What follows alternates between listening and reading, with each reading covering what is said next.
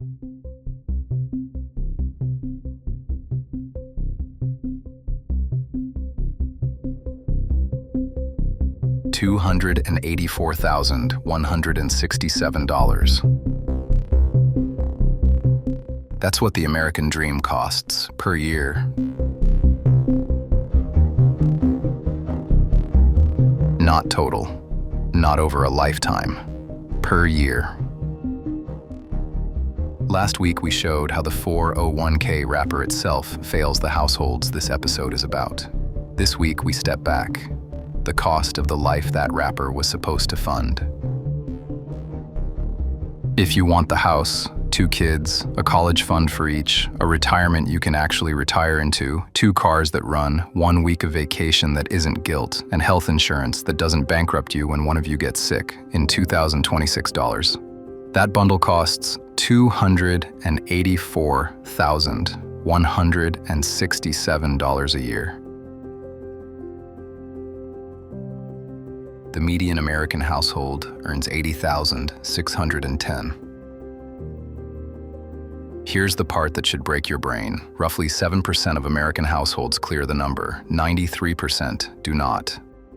The dream your parents bought, in cash, is now a luxury, good-priced, out of reach of 19 out of 20 Americans. And yet, nobody at the Federal Reserve is calling this a crisis. No presidential candidate is campaigning on it. The math has quietly moved. The marketing hasn't. My name is Cipher. I left the system. Now I decode it. This channel is called CipherHedge. Every week, I open one case file, one piece of American economic machinery that most people never see working against them. Hit the subscribe button before this video ends, because if you've spent the last decade wondering why you're doing everything right and still falling behind, this case file is going to tell you that you're not broken. The math is. Let's open the file. This isn't a lecture about cutting lattes. This isn't about skipping avocado toast. This isn't about a budget app that will turn $30 a week into generational wealth. This is about a repricing between 1985 and 2025. The price of every component of the American middle-class life, housing, healthcare, childcare, education, retirement, was restructured. Not by one policy, not by one party, by a slow, compound shift in how those goods are delivered, financed, and taxed. Wages did not keep up. Productivity rose 80%. Median wage, adjusted for inflation, rose 12%. The gap between what you produce and what you earn is not a mistake. It is the product. Here are the numbers.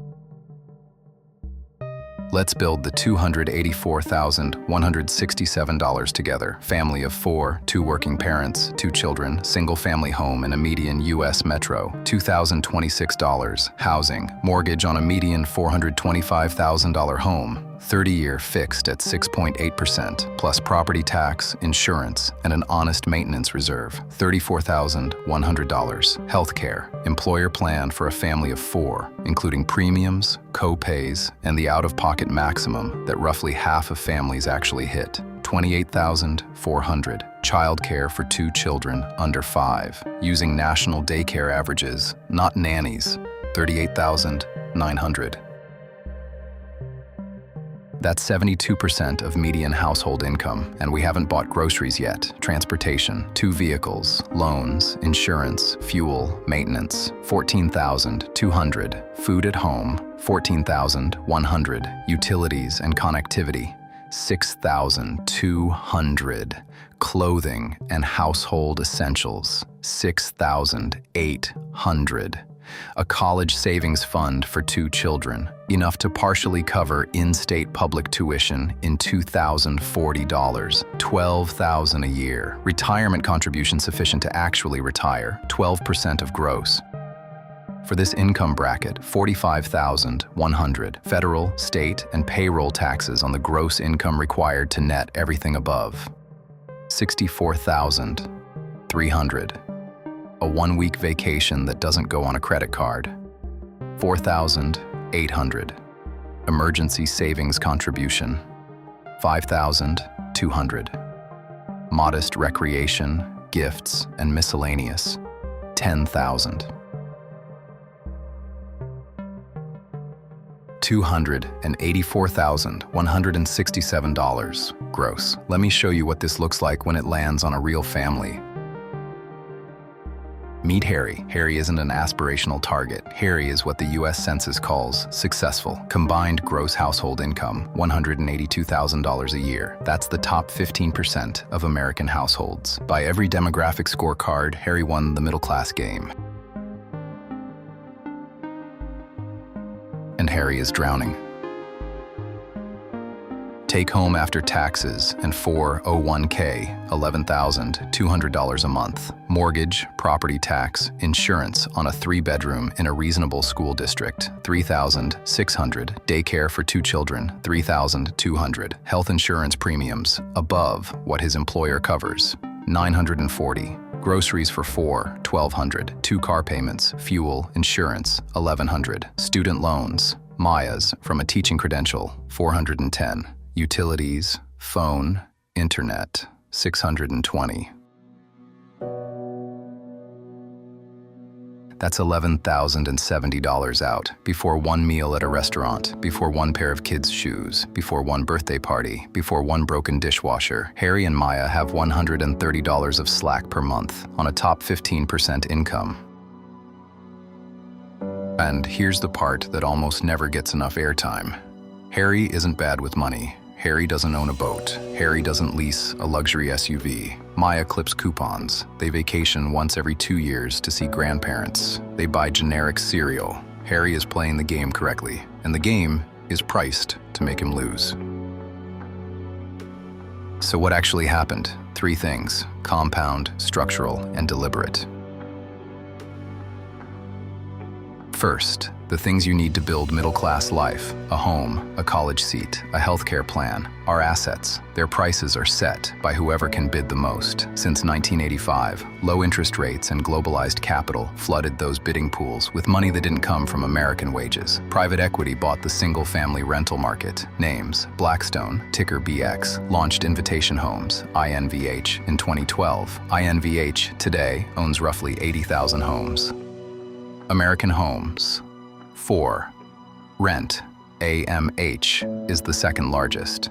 These are the companies bidding against your family at every open house in the Sun Belt. Hospital systems consolidated into regional monopolies. HCA Healthcare, HCA, operates roughly 180 hospitals across the United States. Tenet, THC, operates another 60. Common Spirit and Ascension, both nonprofits, each operate well over 100. The largest health system within 60 miles of where you sit right now is, statistically, one of these 4. Foreign capital bought urban housing. Universities captured a federal student loan subsidy and raised tuition to absorb it. The result? Asset prices kept rising because the bidders kept getting richer. Your wage didn't bid, you just had to pay. Second, the American tax system taxes wages aggressively and taxes wealth almost not at all. If you earn $200,000 in salary, you pay roughly 32% effective. If you earn $200,000 in unrealized capital gains on a portfolio, you pay 0. Harry earns his third. The costs that used to be shared, healthcare, childcare, education, retirement, were moved onto the individual household balance sheet between 1980 and today. Pensions became 401ks. Employer health care became high deductible. State universities became student loan machines. Every one of those transitions moved risk from institutions to Harry. So when you ask why a top 15% earner is 1 transmission repair away from a credit card balance, the answer isn't Harry. The answer is that the middle-class bundle was re-engineered into a luxury product and nobody updated the marketing. You are not failing the American dream. The American dream, as it was sold to you, is no longer a real offering. Income the wrong way. The top 1% earns theirs the right way. What does the math actually say to do? 3 moves. None of them require a miracle. All of them require that you stop playing the old game. Every year, Harry earns a wage is a year the people bidding against him for his house, for his children's education, are earning asset appreciation. The fastest way out is to shift a portion of your household balance sheet from pure wage income to ownership. Low-cost, broad market index funds with the alphabet on screen. 4 tickers do most of the work: VTI, VOO, VTSAX, SCHB. Expense ratios at 3 to 4 basis points, available through Schwab, Fidelity Brokerage, or Vanguard Direct. This is education, not advice. Talk to a fiduciary before sizing anything. But the names are not secret, and the ratios are not secret. On top of that base, employer stock purchase plans when priced correctly. A rental property if the math genuinely works, not as emotion. 10 to 15% of gross income into assets consistently will outperform any raise you are realistically going to negotiate. Stop calculating your financial life in sticker prices. Calculate it using the full cost bundle I just walked you through. If you're 28, single, and earning $70,000, the question is not whether you can afford rent. The question is whether the life you're assuming will be available to you in 10 years is priced at something your trajectory will reach. If the math doesn't close, and for most people it doesn't, the answer is not to work harder. The answer is to renegotiate the bundle. Fewer children. Later children, a geography that costs less, a career that compounds faster, a 2-income partnership by choice, not by rescue. Every financial product sold to middle-class America is priced to extract. Mortgage origination fees, mutual fund expense ratios, whole life insurance, your 401k's target date fund with a 70 basis point load. Over a 30-year career, the difference between a 0.04 expense ratio and a 0.75 expense ratio is roughly $400,000. Source: Vanguard, Advisors Alpha Research, and the Morningstar U.S. Fund Fee Study, both publicly published. The math is not in dispute. The quiet fee is the tax you didn't vote on. We went deeper on this exact mechanism last week in CF-003. The Decoder PDF that paired with it is still pinned in this episode's description if you want to run the audit on your own statement.